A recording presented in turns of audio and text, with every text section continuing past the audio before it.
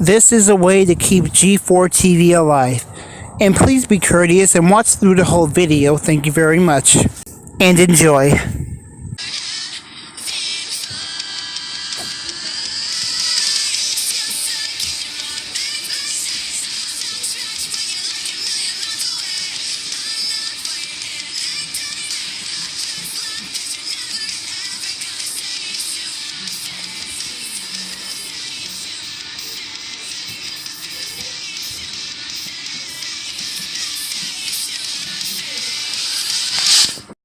Hello everybody, it's me. I know that it's been a long time since I made an episode of Revenge of the Show. But I've been busy, with my life and everything. And man, there's a lot of things I like to talk about. A lot of things.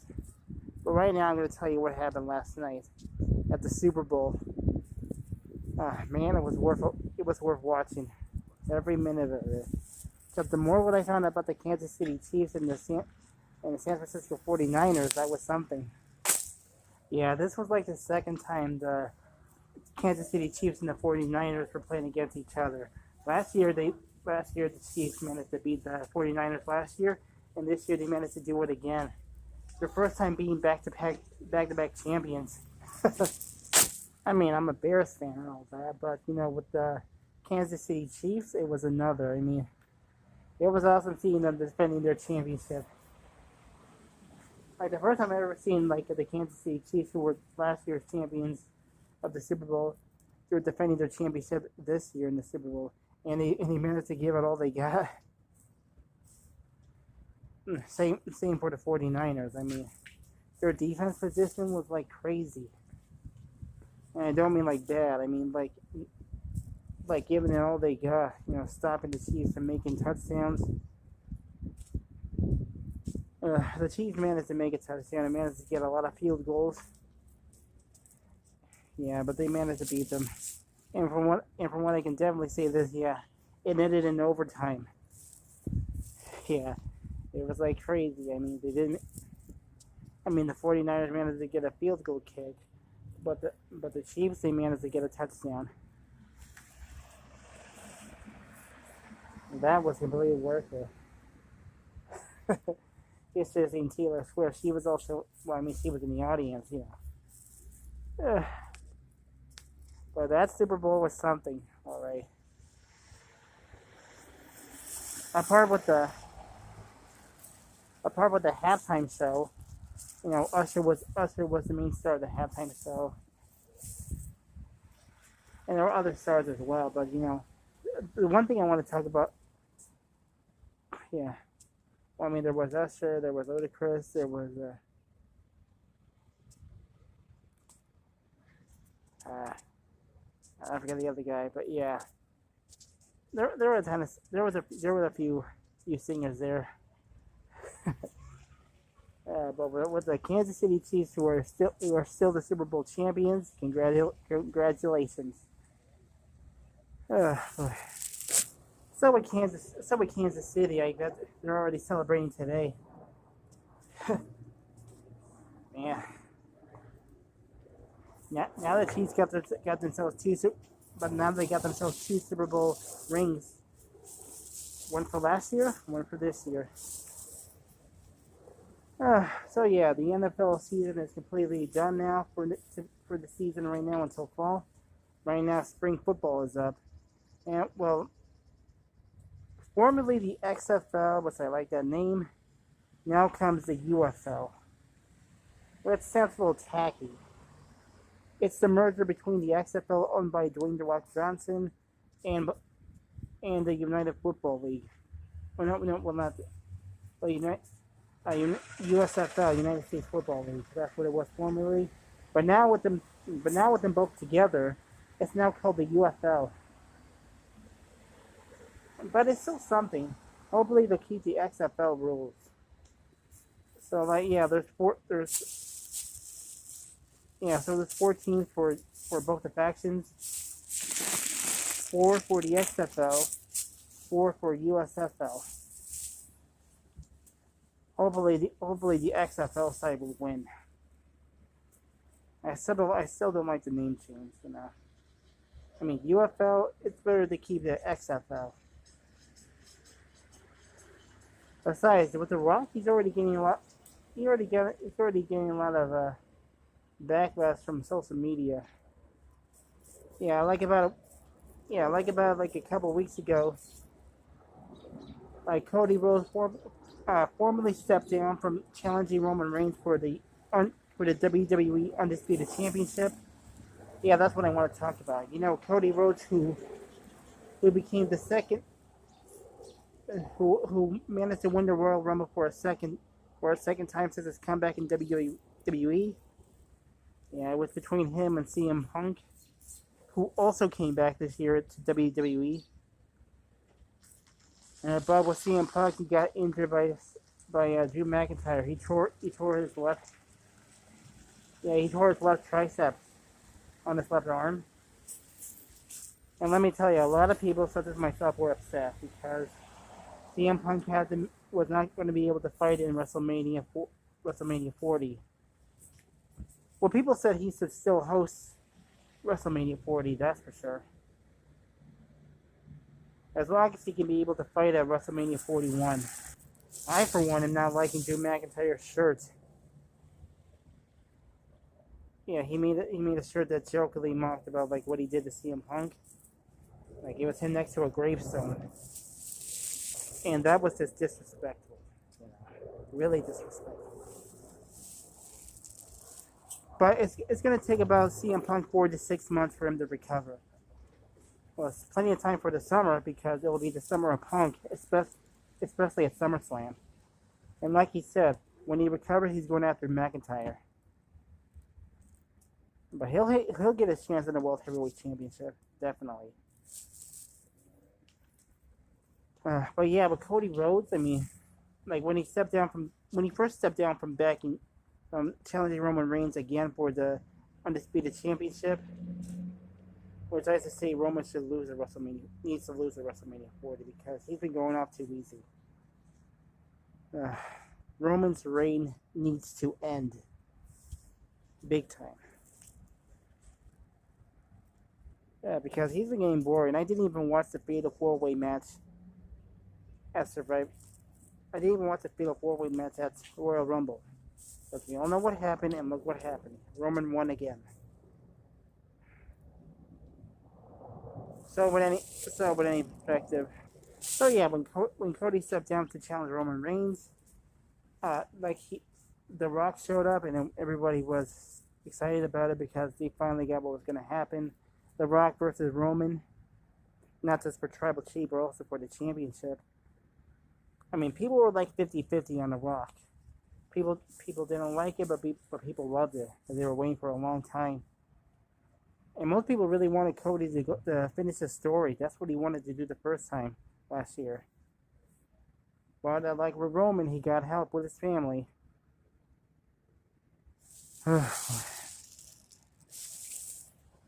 But then a few days ago at the WrestleMania kickoff, like a pre-show with the wrestlers talking about, with the wrestlers coming face to face, what will happen.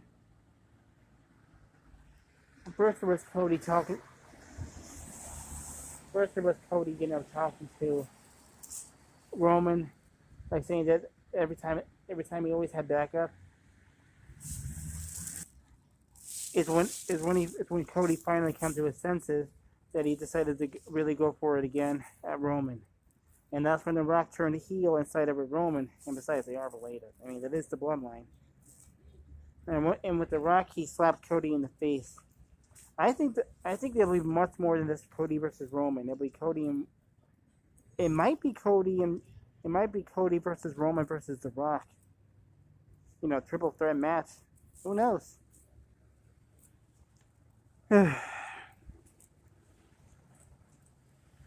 Either way, lots of people are excited to see that happen again. But there's more than that.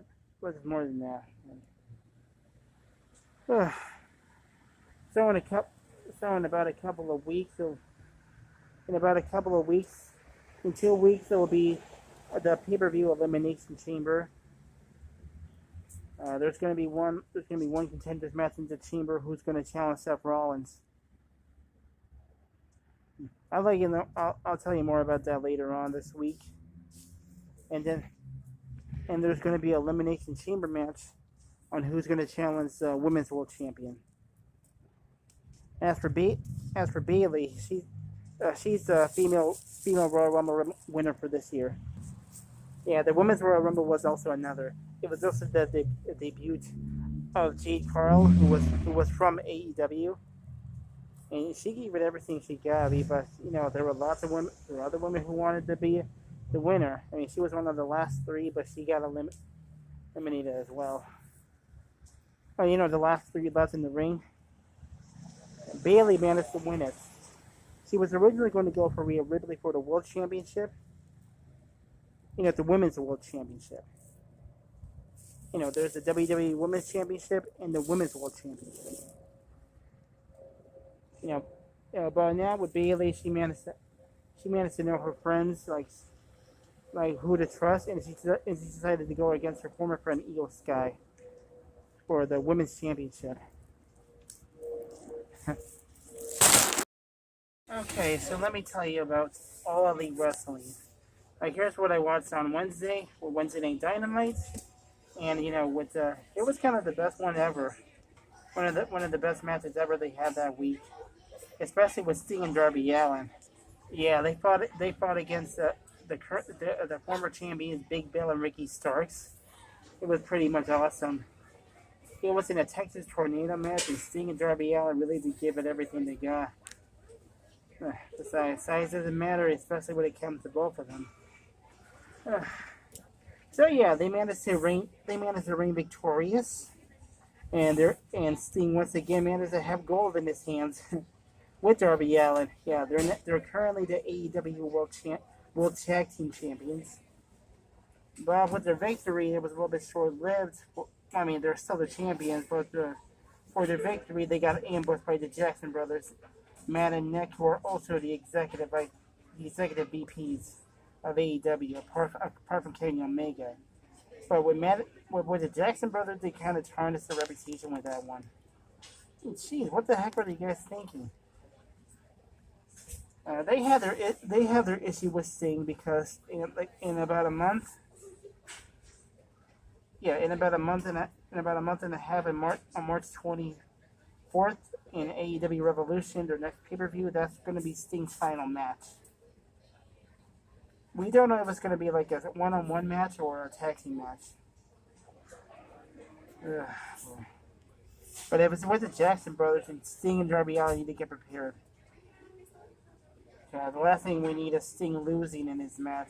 I've seen one wrestler who lost a wrestling match in his final match, and that was Kurt Angle. No way Sting has to have the Kurt Angle effect. That's for sure. Well, apart from the tag team champions, there is the current AEW World Champion, and that is Samoa Joe. He defeated MJF in the new pay-per-view AEW World's End. Even though MJF was a bit injured, he did not give up without a fight. Samoa Joe won by technical submission, and Samoa Joe defeated him in technical submission, and he's the new champion. Oh yeah, say bye-bye to the Triple B belt. I mean, it's back to his regular black leather belt. But that wasn't the worst issue there was. I mean, there was the issue about who the masked figure was who was taunting MJF, and it turned out it was Adam Cole all along. And he wasn't alone. There was also his wrestling group, the Kingdom. One of them was Wardlow, who used to work for MJF a few years ago before he stabbed him in the back.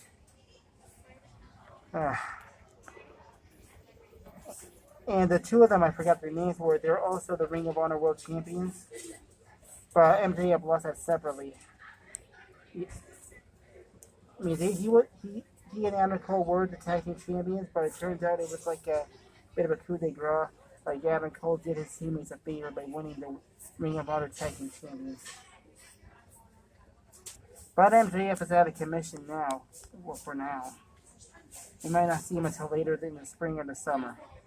But right now, I mean, Samoa Joe is currently the new world champion, and now there's a couple of people who want to get their hands in it, especially Hangman Adam Page, who was previously he used to be the AEW World Champion, but we all know who defeated him.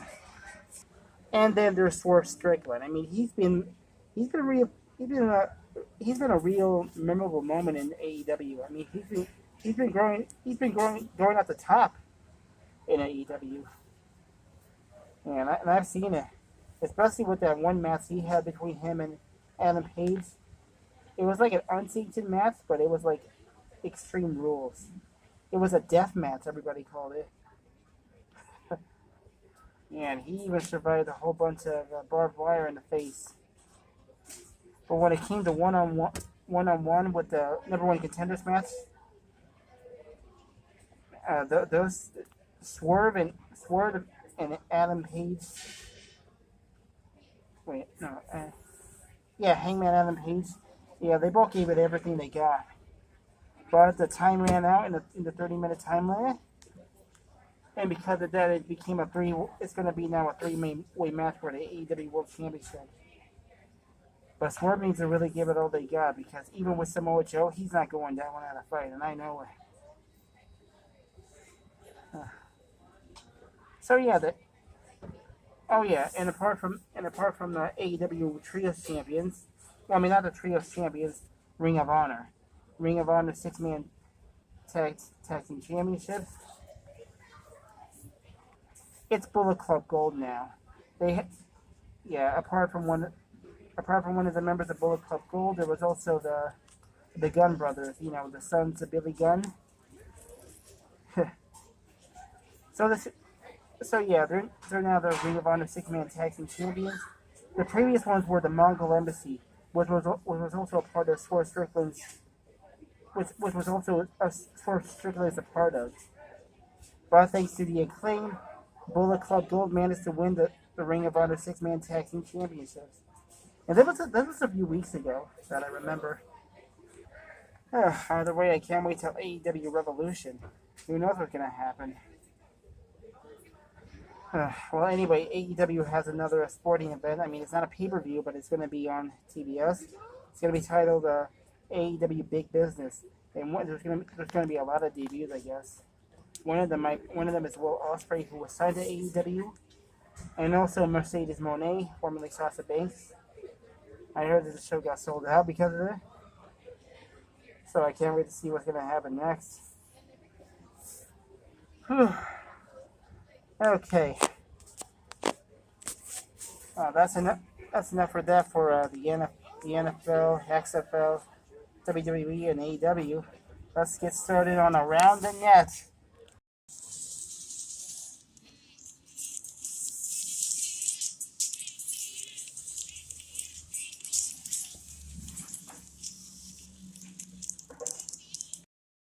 Okay, let's talk about Around the Net. Let's talk about what the Super Bowl commercials. First one I want to talk about is State Farm. That one had Arnold Schwarzenegger in it.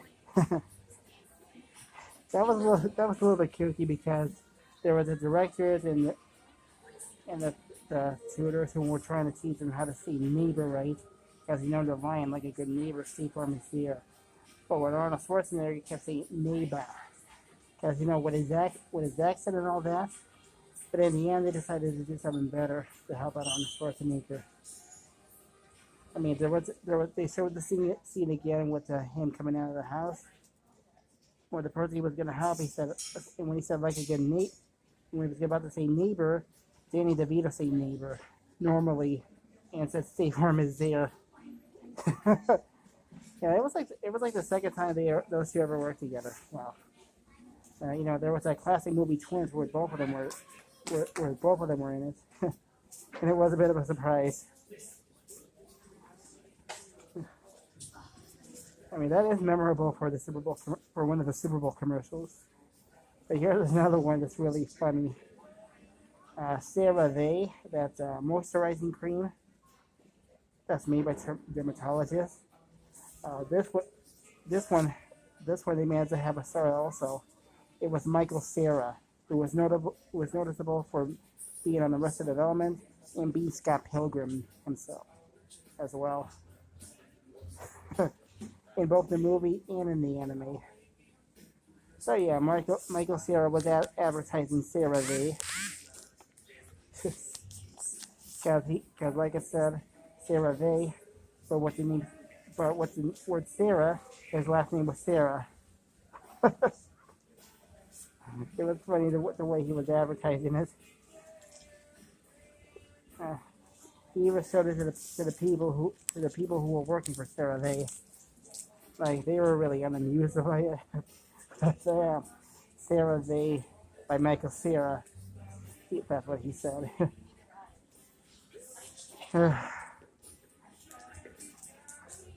Yeah, I'm doing my top three. Well, Arnold with CeraVe, that's number three. State Farm, that's number two. Number one is the Dunkin' commercial. Yeah, it was Jennifer Lopez, going to do a Dunkin' commercial, about to do an ideas, and then she saw her then there was Ben Affleck. So the two, in which that they dated and got back together that we know of. It was Ben Affleck. He decided to do it. He decided to do a singing troupe called the Dunkies, and they have their orange jumpsuits that said Dunkies. He even did a little bit of a song and dance. It was him, Matt Damon, and Tom Brady. J-Lo was a little bit unimpressed about it, but they took a little bit unimpressed. It was a little bit amusing and silly. But like Ben Affleck said, he would do anything for her, and that was it. but she told him to leave. Ben and Matt, but not Tom Brady. And what can you say? That's a Super Bowl commercial. And it was funny. Matt Damon. Okay, here's another Super Bowl commercial. That was released yesterday. It was surprising, but here's what I'll say. There was the Uber Eats commercial. Like it was titled "Don't Forget Uber Eats," and there were a few celebrities that decided to forget a few things in order not to forget Uber Eats. So I say that's a bad idea, especially for Jennifer Aniston.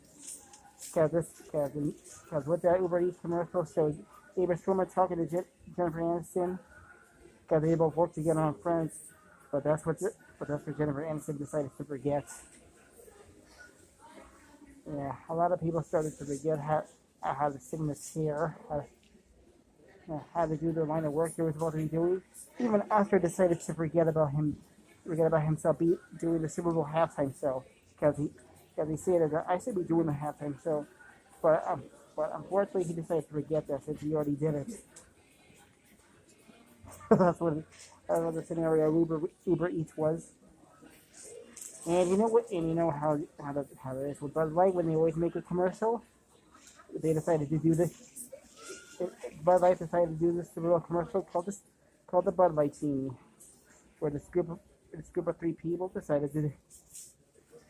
A group of three people find a Bud Light bottle, in which I don't drink. They find a Bud Light bottle and they had the Bud Light Genie. It was like unlimited wishes for them. Going to a Super Bowl party, having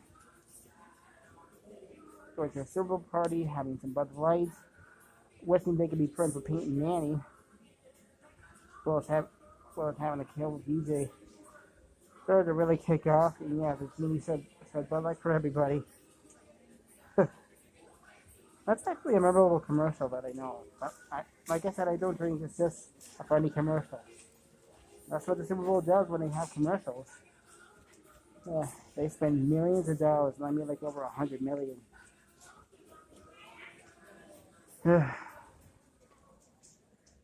That Super Bowl last night was something.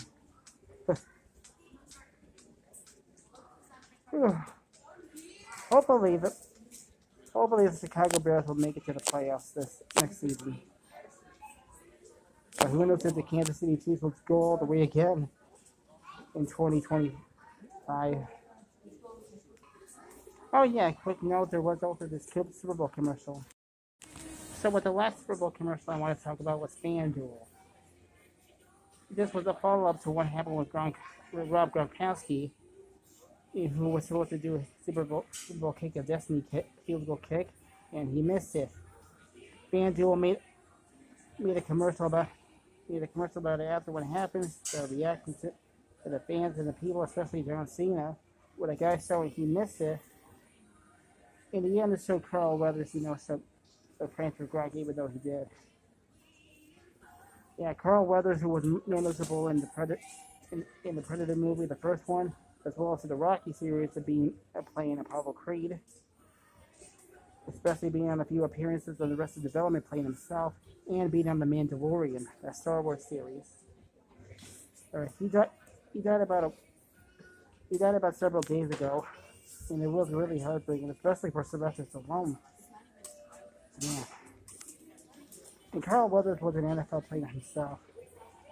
But yes, FanDuel showed a small tribute to Carl Weathers that they saying thank you, Carl, and it really was touching, something like that. Yeah, Carl Weathers had done a lot throughout the past year. They was in good spirits, but sometimes helping usually gets up to you. But for Carl Weathers, may he rest in peace. Okay, there's one more thing I want to talk about. One more Super Bowl commercial. The Kawasaki Ridge vehicle. It was a Super Bowl commercial to show the new vehicle, the Kawasaki Ridge. Yeah, that's what it's called, Kawasaki Ridge vehicle. Yeah, I guess he was driving it. Stone Cold Steve Austin. But it wasn't just. But Steve Austin wasn't just driving it. He was driving it with having hair. He had a mullet. I mean, oh my God, that was Steve Austin. That's what I was like. I was like, oh my God, that was Steve Austin. Like, I couldn't believe it. Steve Austin himself with hair. And WWE fans were shocked to hear about it. If you guys saw the Super Bowl commercial, as well as the YouTube video, then you know what I mean. It was pretty much okay. But yeah, there was a classic photo of Steve Austin with hair in the early days. Like when he won the NWA World Championship that I heard of. Well, that's pretty much what I know about the Super Bowl for now. Well, that's pretty much it for the Super Bowl, as well as for the Super Bowl commercials themselves. Now let's move on forward with what I want to tell you about later on right now. Well, by this scenario, the feed.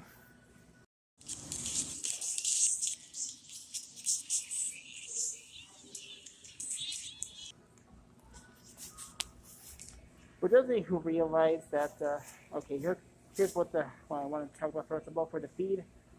For those of you who realize about the TNA, now former TNA president, Scott D'Amore. Yeah, Scott D'Amore. He is now the former president of TNA. He was let go by Anthem Sports and Entertainment several days ago. I think, like, lots of wrestlers who were working in TNA were really upset to hear about it, especially Tommy Dreamer. He stated like 10 hours ago. I mean, he spoke to D'Amore 10 hours. Yeah, for so long that he apparently forgot to eat. And lots of wrestlers were shocked and upset about this. And according to Tommy Dreamer, Scott D'Amore was the heart and soul of TNA, and I can't blame him. I mean, it was basically his idea to bring the name TNA back to Impact Wrestling. It was from when I first found out about it. So yeah, with Scott D'Amore let go as the president, there's a new guy now, Anthony Cicero. No, Cicero. Yes, Anthony Cicero. But it was upsetting. He brought back the name TNA Wrestling, promoting nothing back to wrestling. I guess they wanted to reboot the whole thing, and it was Scott's idea. I mean, I heard about the pay-per-view, and it wasn't so bad. But now with that, there's going to be a new direction for that wrestling brand now. Okay, here's another scenario. When it comes to entertainment, one type of entertainment, Squid Game. In other words, season 2. Apparently, there was a short clip that is going to take place directly after the episode of season 1. After the last episode of season 1. Wiki Home seeing the guy on the phone said he's going to find them. Like he's going to try to bring the whole Squid Game down.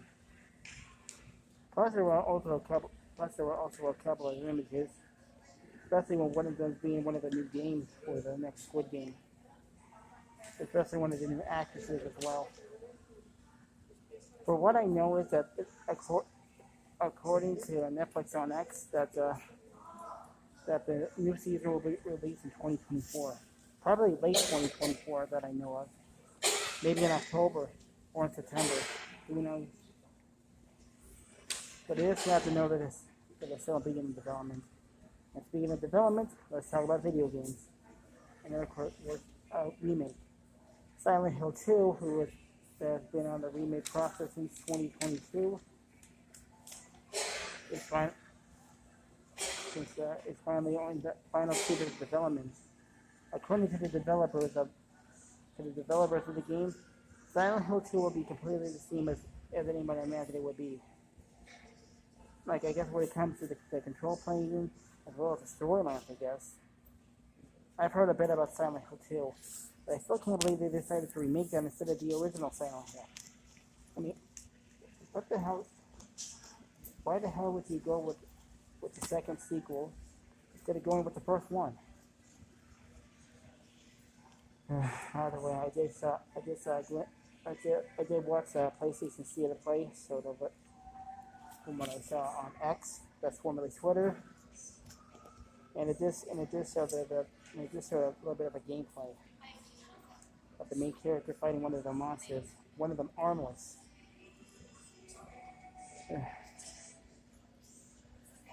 So I guess it might be released later in late 2024 or early 2025. Who knows?